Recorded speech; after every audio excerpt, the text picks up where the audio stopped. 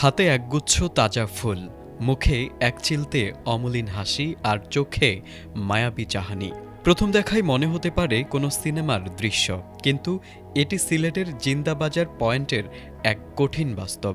ব্যস্ত শহরের চকচকে আলোর ভিড়ে ফুল বিক্রি করা এই ছোট্ট শিশুটির নাম ফাইজা আক্তার মাইশা।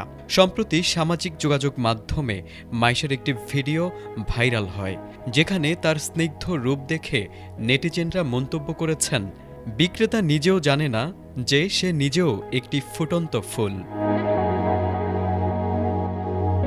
এই মায়াবী হাসির আড়ালে লুকিয়ে আছে এক বিষাদময় জীবনযুদ্ধ। মাত্র ৪ বছর আগে মাইশা তার মাকে হারায়। মা মারা যাওয়ার পর বাবা অন্যত্র বিয়ে করে সংসার শুরু করলে দিশেহারা হয়ে পড়ে শিশুটি। বর্তমানে সে তার নানির সঙ্গে বসবাস করছে।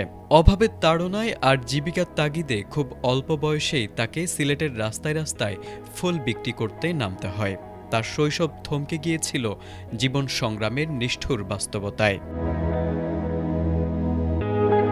ভিডিওটি ভাইরাল হওয়ার পর তার নজরে আসে সিলেটের বিশিষ্ট সমাজসেবক ও ফাহিম আল চৌধুরী ট্রাস্টের চেয়ারম্যান ফাহিম আল চৌধুরীর। তিনি তাৎক্ষণিকভাবে শিশুটিকে খুঁজে বের করার অনুরোধ জানান এবং তার শিক্ষা, আবাসনসহ যাবতীয় নানাবিধ দায়িত্ব নেওয়ার আগ্রহ প্রকাশ করেন।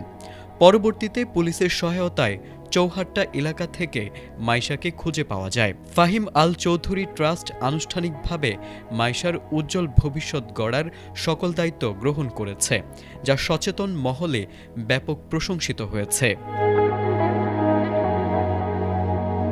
গত ৩ এপ্রিল সিলেট মেট্রোপলিটন পুলিশের কমিশনার আব্দুল কুদ্দুস চৌধুরী সাংবাদিকদের এই মানবিক উদ্যোগের বিষয়টি নিশ্চিত করেন। তিনি বলেন, ফাহিম আল চৌধুরীর এই প্রচেষ্টা সমাজে একটি ইতিবাচক বার্তা পৌঁছে দিয়েছে। তিনি আরও উল্লেখ করেন, মাইশার মতো অসংখ্য পথশিশু সুযোগের অভাবে অন্ধকারে হারিয়ে যাচ্ছে। সমাজের বিত্তবান ব্যক্তিরা যদি এভাবে এগিয়ে আসেন, তবেই এসব অবহেলিত শিশুদের জন্য একটি সুন্দর ও নিরাপদ ভবিষ্যৎ গড়ে তোলা সম্ভব হবে। তারেক আজিজ, এটিএন বাংলা।